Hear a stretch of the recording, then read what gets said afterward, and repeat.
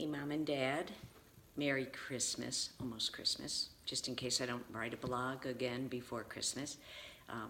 Merry Christmas. I wanted to show you, remember Cheryl and I have our yearly ornament hunt where we always want to get something that's clear, crystal, that's staying with the motif of Mom's tree. So here's I think I told you about the crystal shark. Isn't that beautiful? Hey, look at just nothing says Christmas like a great white shark. There's his mouth. I just love him. I think he's a great white shark. Anyway, okay, so there is our Christmas ornament for this year. Anyway, today's blog is called If God is Good, Why Did He Create Such an Evil World? Oh, before I look, check out these earrings. Amy went to Mexico for me. Let's see, where's the front of them? Is that the front or the back? I can't really see, but can you see them? They are just stunning. See? Love them. Okay, here's my picture. If God is good.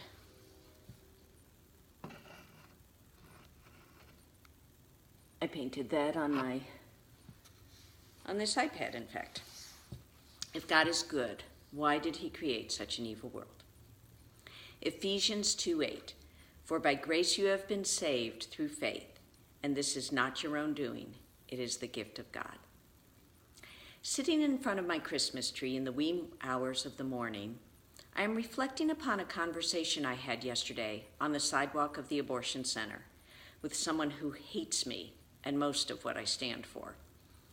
When the conversation started, the usual anger and accusations were spewing from her mouth, and I turned to her and said, if you want to have a monologue, then you can do so.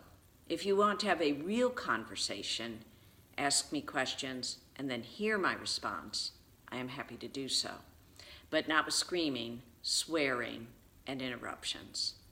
To my surprise, she agreed. The crux of her litany of questions was this: why do you worship a God who causes infant mortality, child abuse, children born to poverty, and so much cruelty?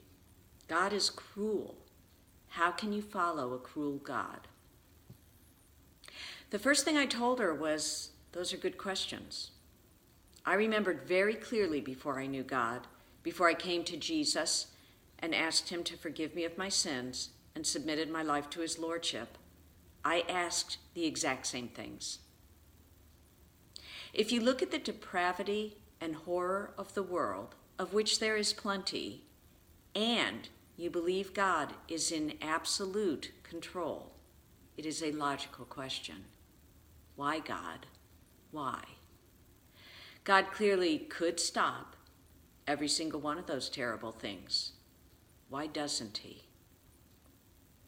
She was making one of the clearest arguments for God, I believe. Every fiber of her being was railing against a standard of goodness that she knew was being violated.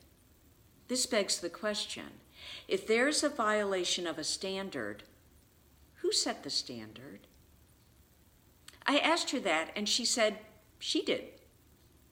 I asked her, what about a psychopath who sets the standards for himself and has no sense or care of right and wrong? Does it make sense that each of us, with varying standards, is the standard by which we determine good and evil? If she calls God evil, on what basis does she call him evil? There were cultures who practiced child sacrifice. Is their standard good? If there is a law, a moral code, a standard of good and evil, there must logically be a lawgiver, a moral governor, a standard developer. If we each develop our own standard, good and evil is relative, and she has no right to call God evil or anything evil, which is ludicrous. She is correct in her anger against evil in the world. There is evil, and we all know it at the core of our being. The evil person abuses the innocent child. God could stop the consequence. He could prevent all evil from having any consequence. Every parent on earth knows that to remove the consequences of our own children's actions results in spoiled children who never mature. How much more so is the problem of humanity that God encounters. From the moment humanity was created, Adam and Eve were given a choice to choose God or to choose not God. To create humans without the capacity for choice would be to create robots. Human freedom of will was more important to God than forced obedience.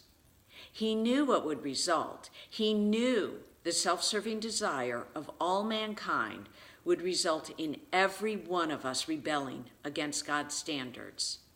He could remove all consequences of our rebellion, but then what would ever turn us from our rebellion back to the one we should be worshiping, should be following, should be loving above all else? It is always through struggle and suffering that we recognize how imperfect we are, how imperfect the world is. It is through the intensity of my worst struggles that I finally began to understand why I so desperately needed and wanted God.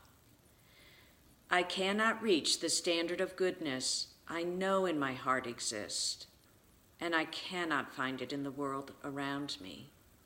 I can find it in God, who created the standard and alone can uphold it. The question of evil in the world is resolved by the cross. God knew how far we would stray. He knew from the beginning of creation that the answer to the problem of evil was to let man see where evil leads and then give man a way back to the only good available, back to God.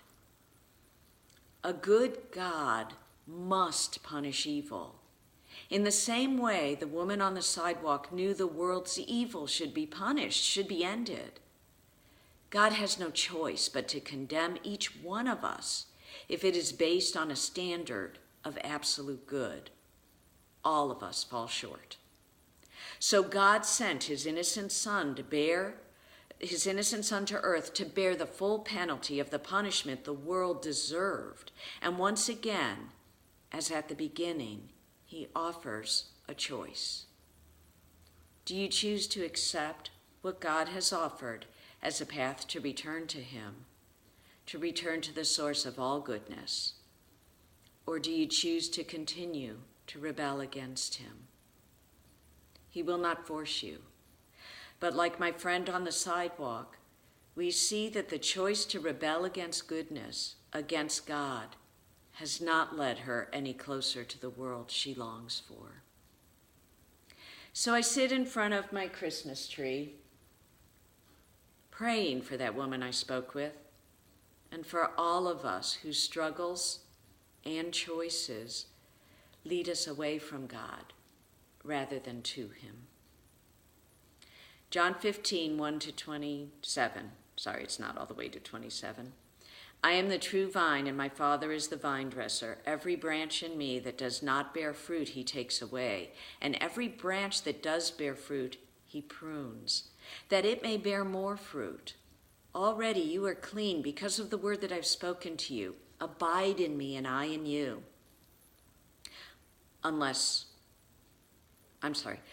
As the branch cannot bear fruit by itself unless it abides in the vine, neither can you unless you abide in me. I am the vine, you are the branches. Whoever abides in me and I in him, he it is that bears much fruit. For apart from me, you can do nothing. Psalm 37:39. The salvation of the righteous is from the Lord. He is their stronghold in the time of trouble. God bless you. Merry Christmas. I'll see you soon. Love you.